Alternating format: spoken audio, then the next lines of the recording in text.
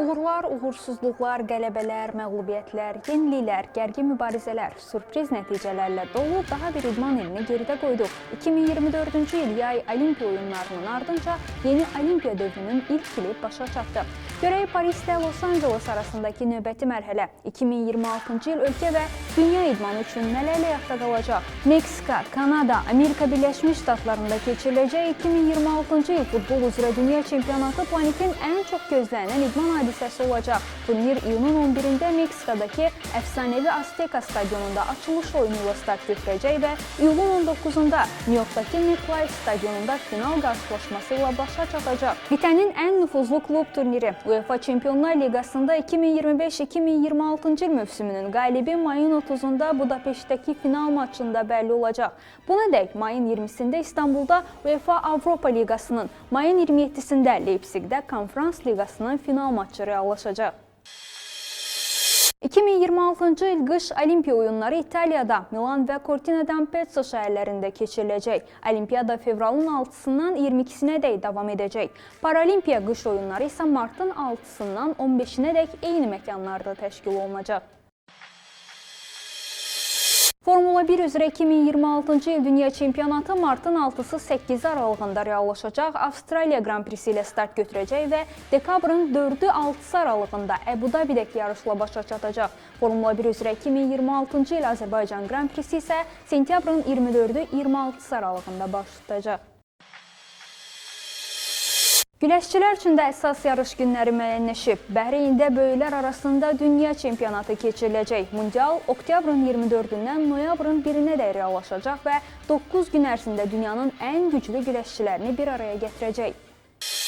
Boksçuları da bu il vacib yarışlar gözləyir. Apreldə Braziliyada start götürəcək Dünya Kuboku seriyası iyunda Çində davam edəcək. Final mərhələsi noyabrda Özbəkistanda olacaq.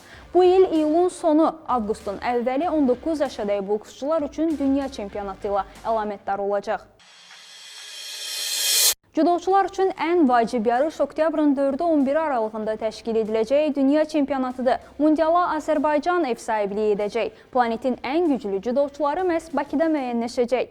Bu idman növündə ilin ilk beynəlxalq yarışı fevralın 7-si 8 aralığında baş tutacaq Paris Böyük Dəbilqə turniridir. Seriya il ərzində müxtəlif şəhərlərdə, müxtəlif ölkələrdə Daşkənd, Tiflis, Düşənbə, Astana, Ulan-Bator, Lozanna, Budapeşt, Əbu Dabi və Tokyoda reallaşacaq. Avqustun 21-dən sentyabrın 6-sınadək Azərbaycan, Çexiya, İsveç və Türkiyənin ev sahibliyi ilə qadınlar arasında voleybol üzrə Avropa çempionatı baş tutacaq. Final oyunu İstanbulda keçiriləcək. Turnirin qalibi 2028-ci il Los Angeles yay Olimpiya oyunlarına vəsiqə qazanacaq. Taekvondoda ilin ən mötəbər yarışı Münxendə keçiriləcək. Mayın 12-dən 14-nədək qitənin ən güclü taekvondoçuları və para-taekvondoçuları müəyyənləşəcək.